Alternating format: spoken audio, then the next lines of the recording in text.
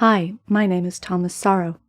Today I will share some findings from my research into artistic reputation.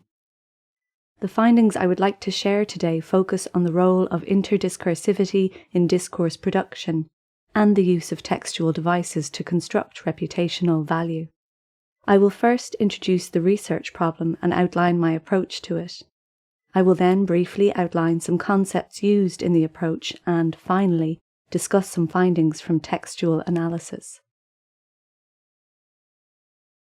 In the field of art, reputation creates the economic value for artworks in the art market. It also determines how other economic resources, such as public and private funding, are distributed amongst artists and arts organizations.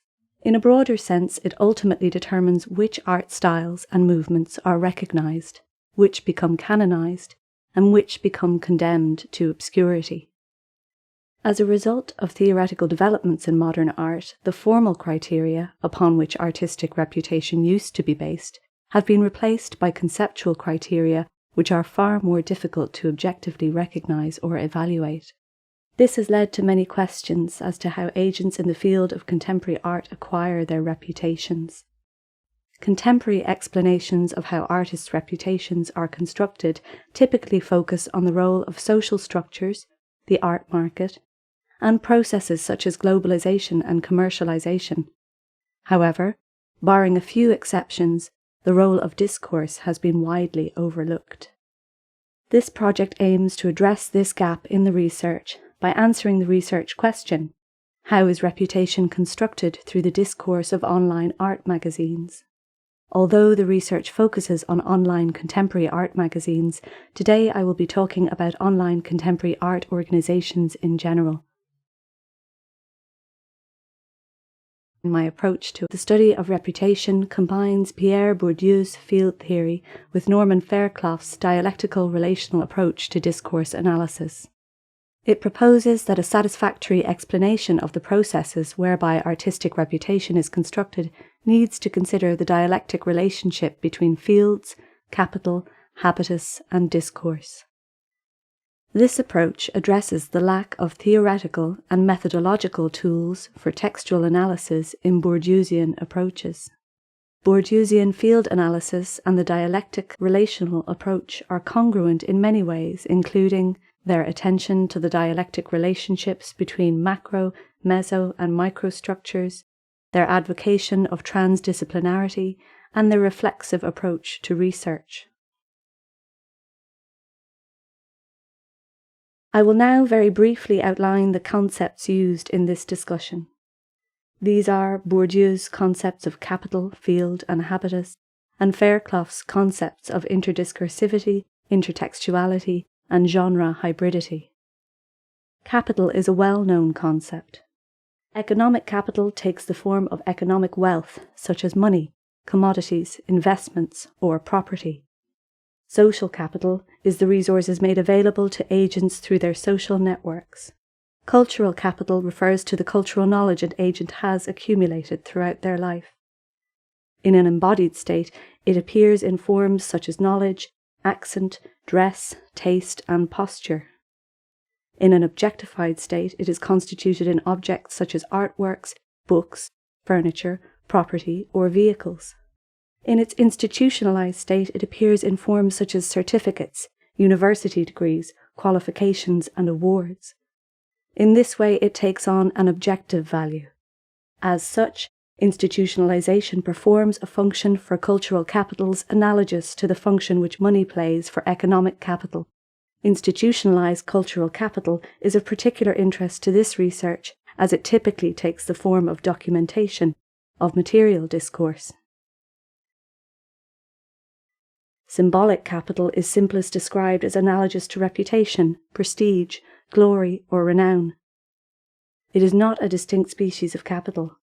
It is the symbolic form that other forms of capital take when they are misrecognized as essential properties of an individual, rather than as forms of capital whose accumulation is based on the existing possession of other forms of capital, primarily economic capital.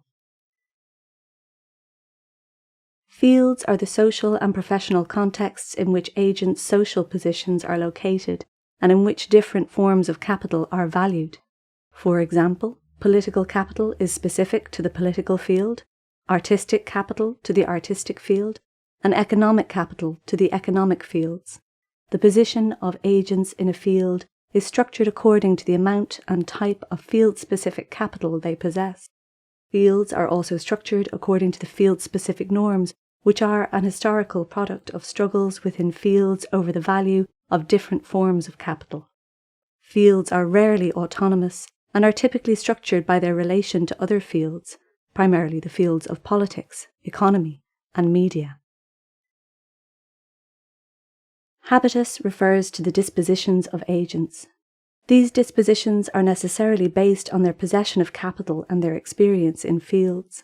It is structured by their previous experiences and thereby structures their future actions.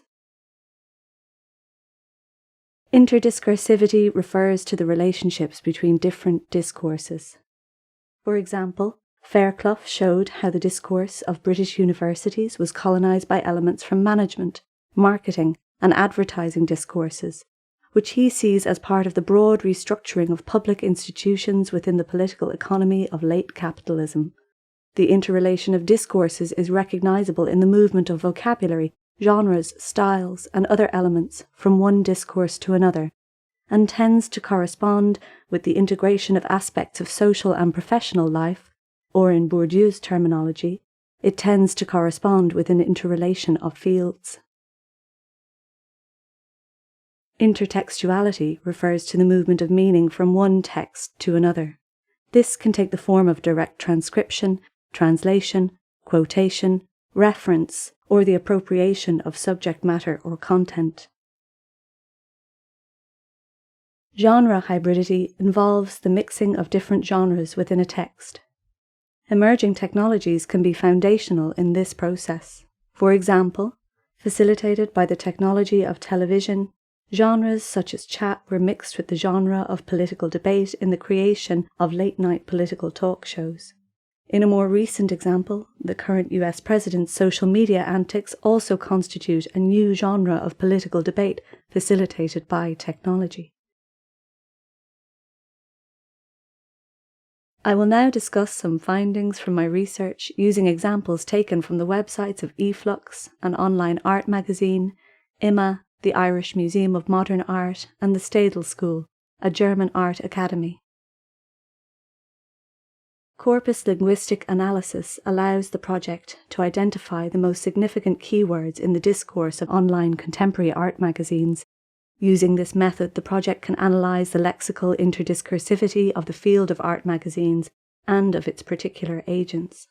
By examining these keywords, we can see how the lexicons employed by these magazines evidence their discursive relationship to fields outside the field of art. This example is taken from the About page of eFlux's website. Lexically, the terms can be seen to belong to an academic discourse. For example, the terms disseminated and archived might be phrased as circulated and stored in another discourse. Looking at the process represented, archiving all information, we can see that it is represented as having an academic function, reference and research, rather than, for example, the media function of providing access to field-specific news, or the commercial function of providing access to knowledge commodities. These elements of academic discourse can be seen to indicate eFlux's relationship to the academic field. Exact quantification is an example of a discourse element incorporated from economic discourses. It functions to construct legitimacy by referencing an instrumental rationality according to which the value of a thing can be described quantitatively. These three extracts are exact quantifications of people taken from the websites of IMA, the Stadel School, and eFlux. These statements evidence how exact quantification, an element typically found in economic discourses, is also common within the discourse of online contemporary art organizations. In looking at reputational construction, the statements all function to perform the quality of being cosmopolitan, a quality which can be considered a form of specific capital in the field of contemporary art.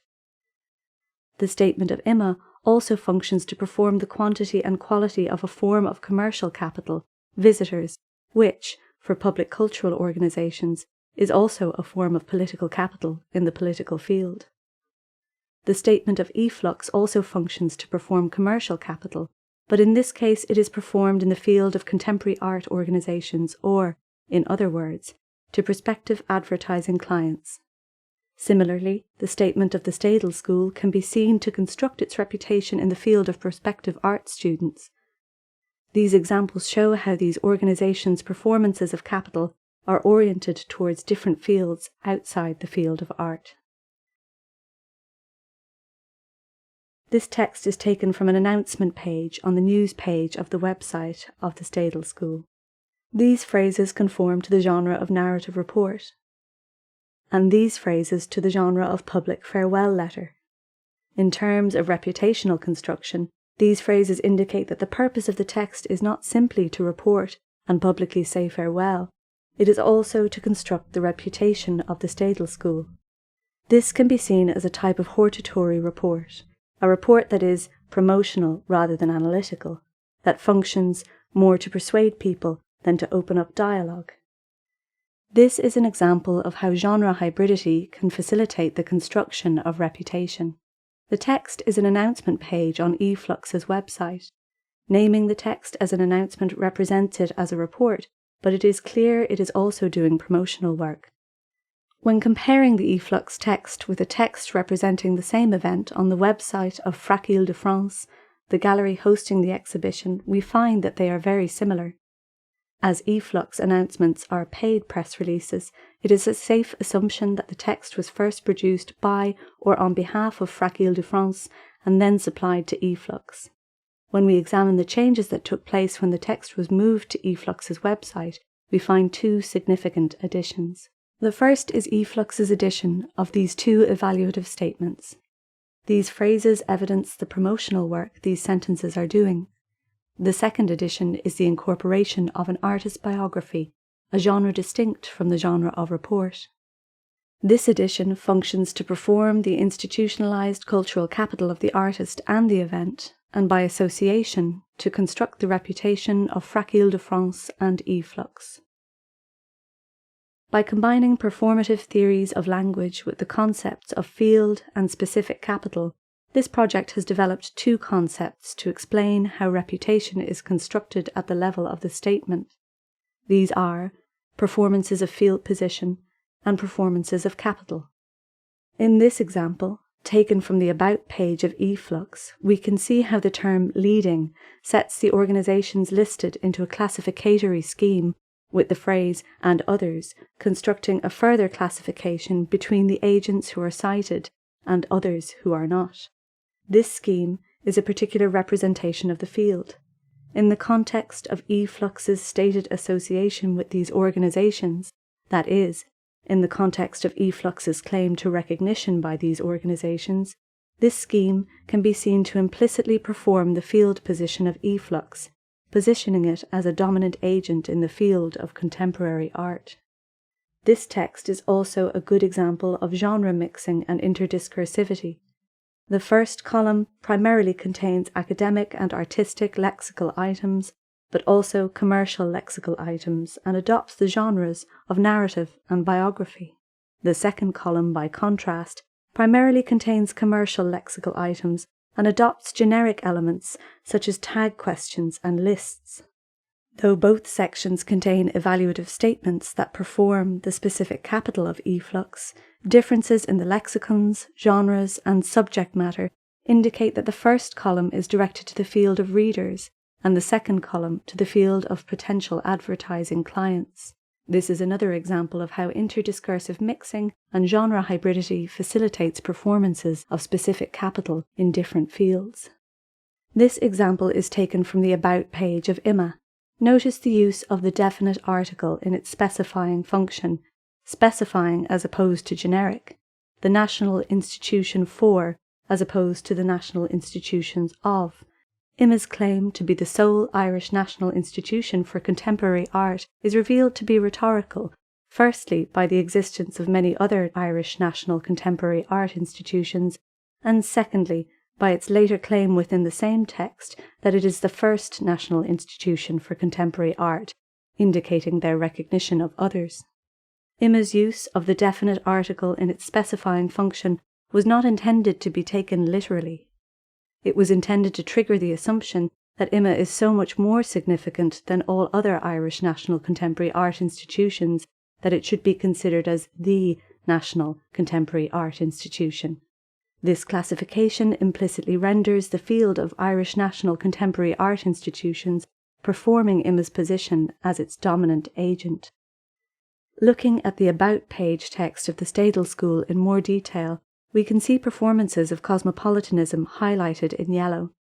This form of capital is specific to the field of contemporary art, but also to the field of tertiary education.